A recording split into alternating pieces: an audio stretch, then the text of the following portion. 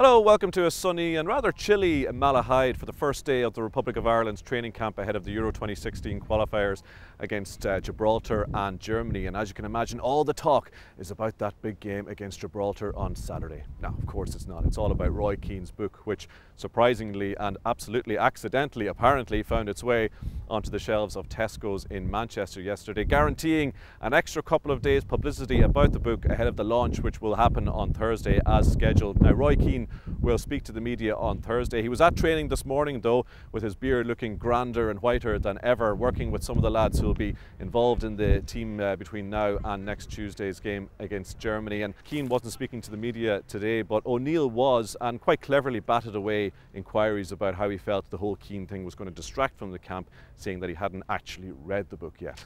It doesn't. Again, you've asked me the same question. How many times can I answer the same question?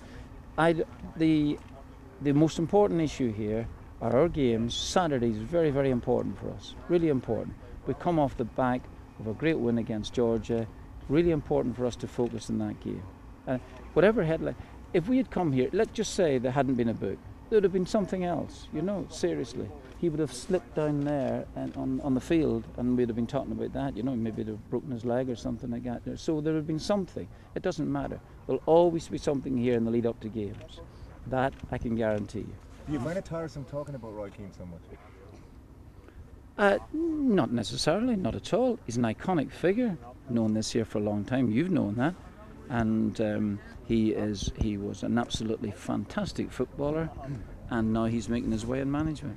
I have not a problem with it.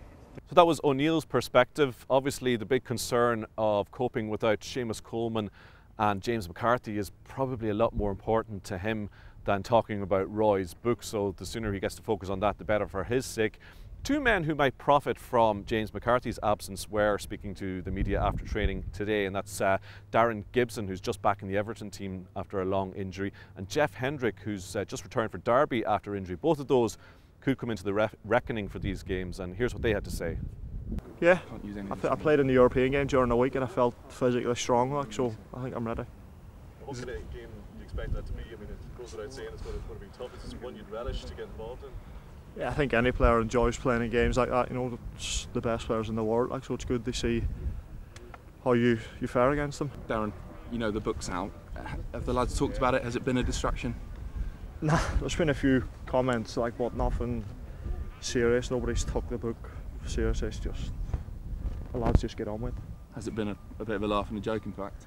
There's been a few jokes made around the table, but like I said, nothing serious. I don't think it'll affect the lads. Saw that his book was out, but I don't really do too much reading, so but yeah, it's not really a distraction for us. The main thing for us is getting in training and getting focused for the game. Just one other piece of squad business to bring you up to date with. Seamus Coleman's absence means that the squad is pretty light on right backs. People reckon David Myler might actually play at right back, certainly on Saturday against Gibraltar. He played in the friendly against Oman.